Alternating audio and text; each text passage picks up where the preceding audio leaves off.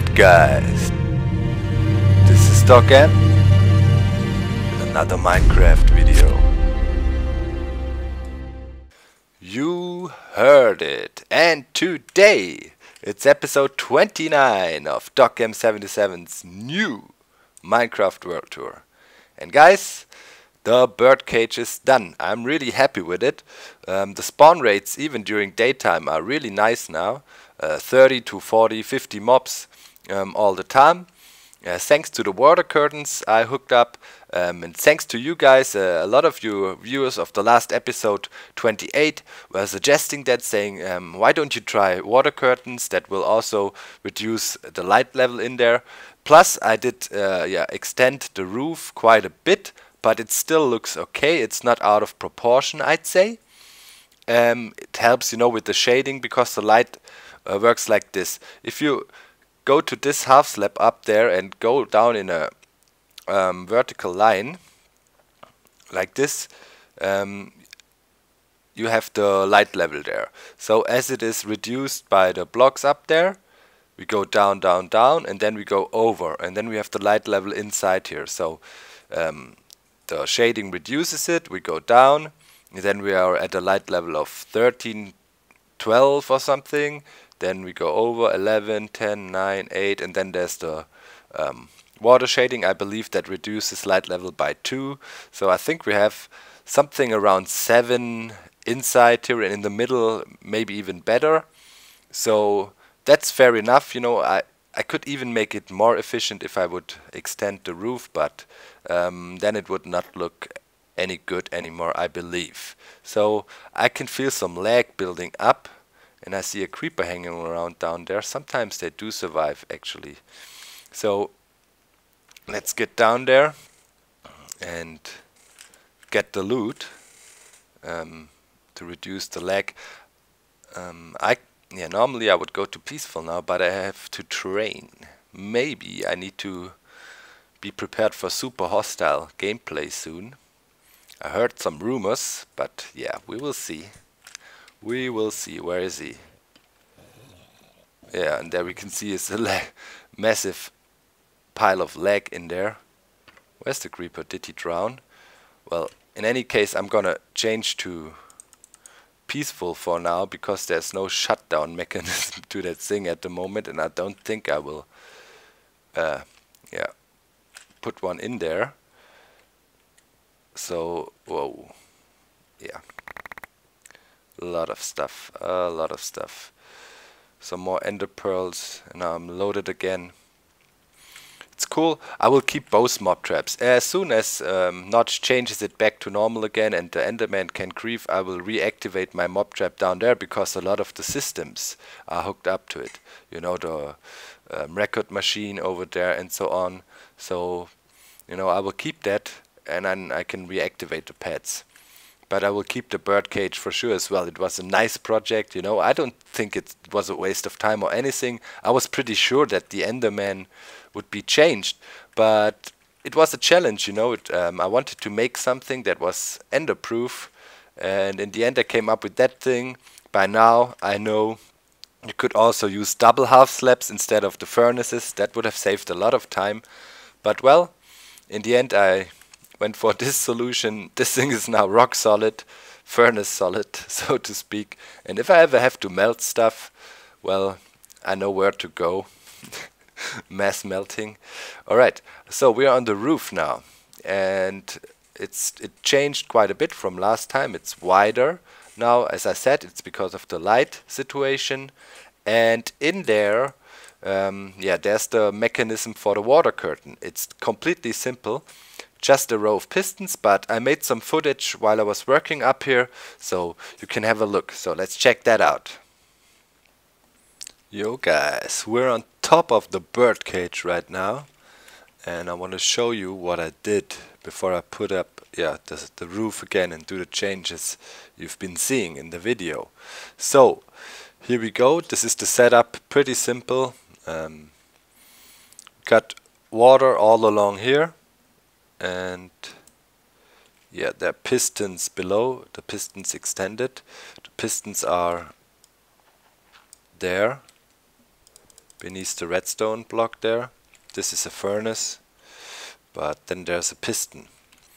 And there's a row of normal pistons all along the way here. At the moment they're retracted, so let's extend them. Now they're extended, you can see them, I can walk on them right now. And the water curtain basically stops. Next step, I need to change the setup. Either, I'm not quite sure what I want to do. I need a butt switch somewhere, a centralized thing. Either I make one somewhere down there to control all my butt switch systems in here, because yeah, I want to have it centralized. One is better than two. Or if I make a small one for this setup on top, in the roof here, you know, to control the whole thing. Not quite sure. Not quite sure. But yeah, this is how the setup works. Really simple. Just water along the way here, and then you can switch it off and on. Yep. So that's that. I need to continue. I'm in a flow. It's so epic, guys, when I don't have to work. You know, I've been hanging around in Minecraft almost all day long. My girlfriend is on a business trip, so yeah, epic. Okay, moving on. Yeah, guys, good times, good times. Yeah, I changed the setup a little bit. Behind here, I'm coming up with the redstone wiring. There you can see it, and it goes in there. And you can see those two repeaters. Let's throw in a torch. Those two repeaters, left and right, you know, they extend the redstone current around the corners and so on. And the rest of the wiring stays the same. Oh, now I lost, where is it? Ah, okay. The rest of the wiring stays the same, so it's not a big problem. Easy solution, and it works. Now as it turned to night, I think we already saw another switch there. Okay, let's quickly check. Yeah, the water curtain is going down at the moment. So you can see it's reacting really fast, and all is controlled by this setup over there. This is a butt switch device designed by Docm77. He had a tutorial about that, and I will for sure provide a link, and you can check it out. But I'd say we go down and have a look what is going on there. So let's quickly get over. I'll say we jump. There we go. You can see under the water it's a pretty huge construction, but you can only see the top portion. The actual sensor and the redstone is beneath water here. That was not hard to make. The simplest way, I feel, when I want to build underwater, I just I was building this thing in my test world. And then I knew the dimensions and how big it would be.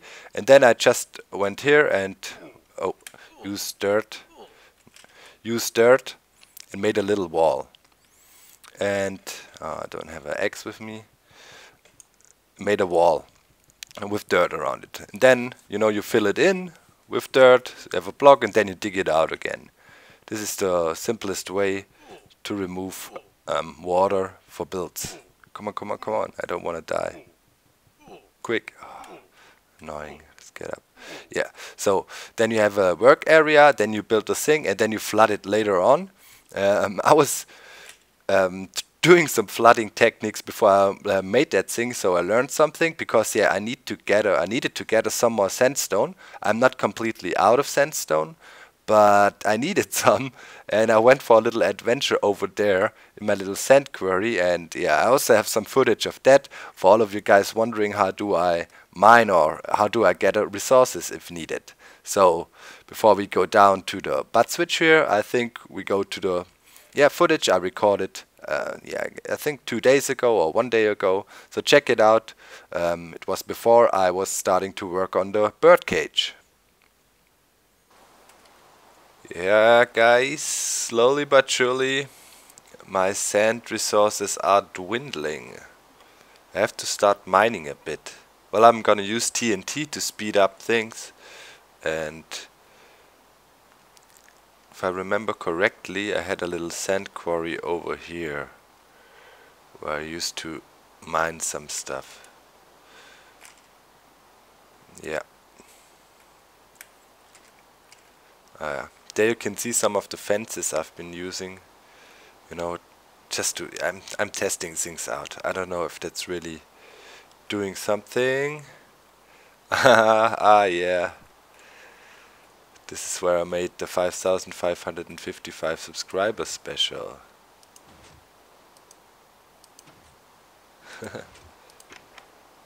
Nothing there. Yeah. The creeper was in there. Alright. Yeah, as you can see, there's a lot of sandstone and sand around here. So, yeah. I'm gonna get me some. Let's blast that thing up.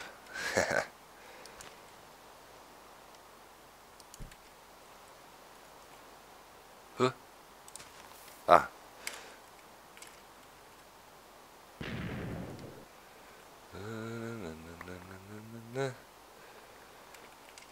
Alright, there's not much sandstone any deeper, so it makes sense to blast out some bits here. This is fun. Fun way of mining. Iso showed it in one of his videos.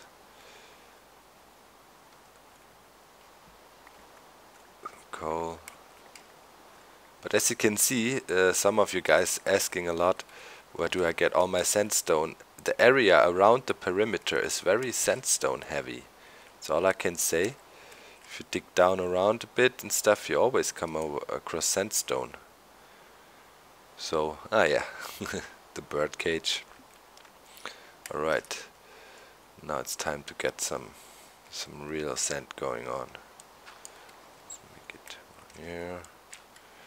Here. Let's test that. Last time I messed that up. Should be good for a chain reaction. We see.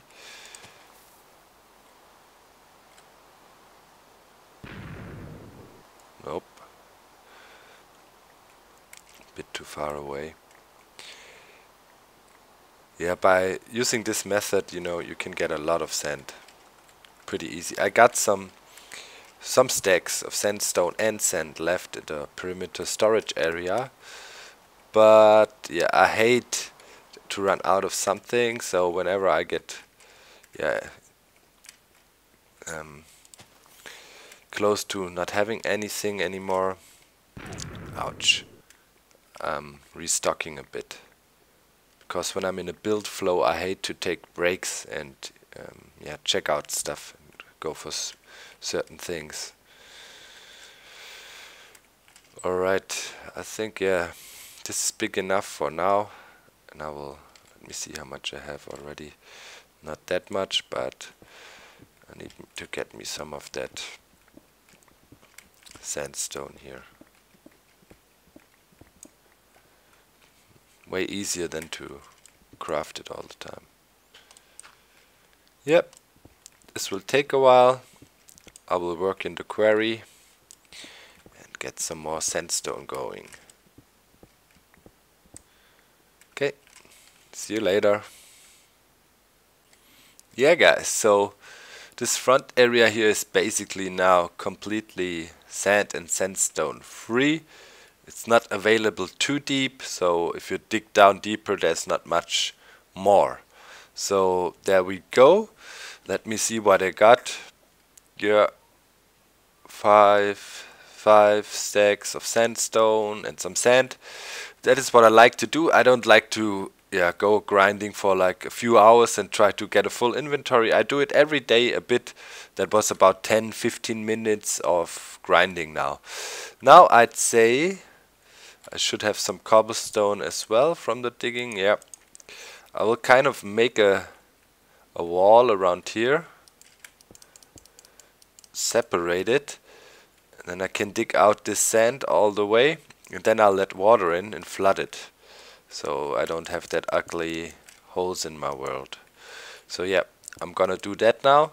Put a wall in here because yeah, I need to gut out this area still. Alright, so I'll be back when the wall is done. So now we got the wall in there. Time to remove the rest of the stuff. I might use TNT in here. Who cares? I might lose some stuff, but TNT is fun. Ooh, yeah. Water breaching in. I want to completely flood it. Get me the stuff here. I mean, if you use TNT in the new desert biomes, the gigantic deserts, it will stack up so quickly you never have to worry about sand or sandstone at any point, at any stage of your building process. But now there's the hard part coming up. Now I need to extend the water all the way over here, and yeah, I will use some of the sandstone I gathered from it, and I will remove it later on, but I need to extend the water, you know, to get it flood the whole place. I want to do it without using any buckets. Should be possible. Alright, so I'll start that. We'll see how it goes. Alright, that is a huge pain. I don't think it's possible in a good way. Extended the water a bit. But it's not a problem to get your sandstone back, you know, you can just chop it out and then go down, get it. So, but it takes a while. Very time intensive process. Maybe I need to think of a better way. But yeah, new water sources always form when there's a one block space beneath them. So fine, I need to remove that. So yeah, created this little water area here, but there's a way to go, and I think I'll get me some buckets, store away some of the sand I have, and make an infinite water source and make a cobblestone floor. Probably cobblestone. But I need the area to be flooded. I don't want a cave. Alright, so yeah, I'll do that. Where's my boat? Must be somewhere around here. Yep. Alright, time to get back. See you when I'm done of getting the materials. Okay. Let's see.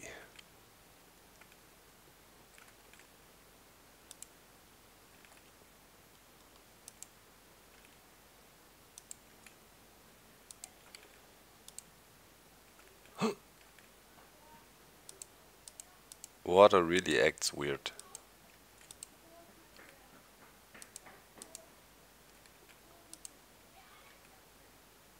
Pretty strange.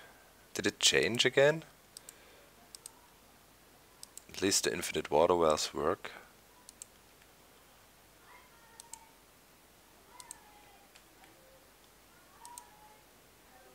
Okay, let's see what happens if I remove that. Okay, now it's dirt. Trying to extend the water here.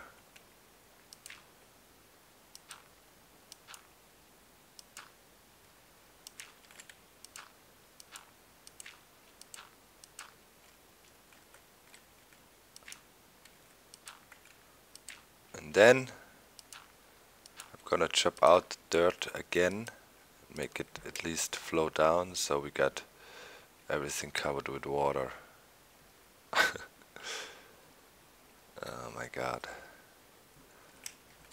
Why am I so crazy? Why do I want to do that? I could just leave the hole there. No, leave the hole and worry about nothing. No, can't have a hole there.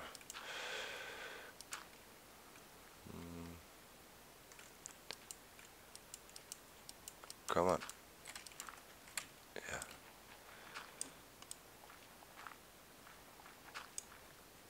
Alright. Is there? No, there's a hole. Here.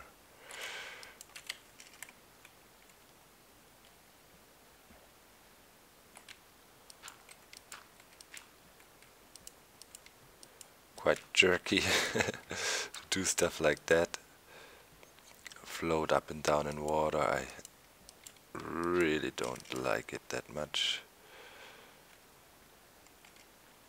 Alright. But we're getting somewhere. And now I'll just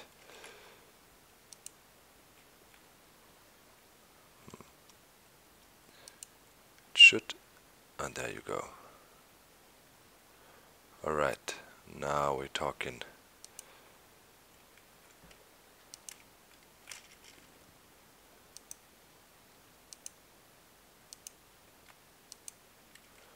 Now we can easily expand it. Alright, we're getting somewhere. It's cool how the water forms. Finally. Now it's getting faster. Trial and error. Next time I should just watch Iso's episode where he flooded the area with water and see what he did. That would save me time. But it's working. Alright, I'll continue flooding this area. I want to get that done. When you do stuff like that, you always learn a lot about the physics of the Minecraft engine. Woo! And it's interesting. Yeah, one of those things you can get sidetracked with. But it's a lot of fun to do it, actually. It's annoying, you know, to go up and down. But terraforming is cool. I like terraforming, you know. There was no ocean or lake here before, and when I'm done, there will be. That's cool. I like that. I'm almost done covering the whole thing with dirt. Now I got the massive cave below, and I want to avoid that, as I told you. I want to get rid of it. And later on I'm just gonna, when the water's there, just walk through and dig away the floor. It's quick. It's a quick job. That's why I'm using dirt. Dirt, I have like, I don't know, 50, 60, 70 more stacks. Few chests. Keep it, you always need it. Don't throw anything away. Alright, so now we got a symmetrical stream here. Now I'm gonna get to work with my buckets again. Let's see. Grab the water from here. Put it down there. Rum. All the way down. So yeah, placing water and flooding areas is not a big pain if you... There you go. Bam, you can do huge areas with one bucket of water. It's forming up. There. Pretty cool. Rip. All the way. Some more water. Put it down here. It's really, it's cool. It's fun to do. Alright. That's it. Here.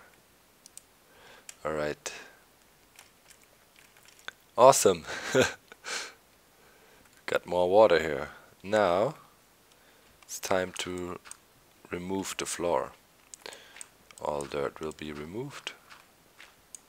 I'll just start. I think I start back there and... Oh no. Just like so. As you can see, it's going quick because I'm not digging underwater. I'm digging from the top down. So, no problem. Yep, got the water breaching in, filling the place up. That's what I wanted. And I'm gonna finish up the work here. I'm gonna remove all the dirt, and then I'm done with that thing here. Alright. Yeah guys, that was my little sand adventure over there. I needed a lot of sandstone to create the foundation and encasement for the birdcage. Well, that was that. And also, well, later on for this area here, I just used a simple technique. Had my dirt area, later on made a layer of dirt, you know, one level below water, as you saw over there, and flooded it, and it went quick. So building underwater is not a big pain in the end, if it's not too huge, of course. So in here you can see the butt switch array. This is designed by Docm77. As I told you, the link is in the video description to a tutorial. I changed it a little bit, but it's his design, so all credits to him. Basically, on top here you see the butt switch, and those are 5. 1, 2, 3, 4, 5. And if you have 5 butt switches, that makes the thing more sensitive. And when the butt switches trigger, back there you can see 2 lines, top and bottom line. And those lines are setting an RS knowledge, which is over here. Right now, is it nighttime, right? Yeah. The butt switches are in, so that the torch here is lit. That is the state, that's the output of the RS knowledge here. You can see the RS knowledge right there, torch, torch, right? And when the butt switch triggers, a short pulse comes out of it and triggers this redstone line here now when it goes from night to day. And sends in a short pulse which triggers the RS knowledge, and that changes the state of this torch here. And then we go through the line there all the way. I came across my squid farm tunnels here when I was doing this trench all the way down there. I will go there later. And over here, this is where the vertical redstone wiring starts for the birdcage. And here we have an AND gate with a master switch if I ever want to shut it off. So let's quickly head back. I think it's gonna turn to day pretty soon, and maybe we can see the butt switch array in action. When the grass grows, pistons retract and the pulse is activated. The pulse goes through down here, through those redstone lines all the way, and it depends. Oh, damn it! Now we missed it. Yeah. So a short pulse came. Let's see which one of the butt switches has changed state. This one here, because grass grew on top of it, and it was sending out a short pulse to the redstone line and changing the RS knowledge, and thus changing the redstone here, the wire or the torch. And because of that, and it's daytime now, the water curtain is down. This is how this system works. It's pretty cool. I made it, you know, ESO designed the butt switch, but GL made a more sensitive version, so I used that design. In here we have another hidden door, and haha, yeah, pure luck. I was digging around here, and then suddenly, a wall of sandstone, and turned out I came out right here in the farming area. So just perfect. I made a hidden door here. It's a XOR gate design again, so I can control it from both sides. And basically we're back in the work area of the perimeter, and exactly we came out exactly here in this wall where there's nothing. All over the place there is something, and exactly here on that wall. So sometimes, you know, can't plan it out, just happens. I'd say we go back up the zipper tower as we usually do when we end an episode, and yeah, we got some squid in there. Squid farm is running. On the way up, I want to quickly give some shout outs to Public and C. Thanks a lot, buddy. He gave me a donation. Helps a lot, you know. I want to get a server up and running and all this stuff, and my contests. So thanks a lot. It will go directly to the channel.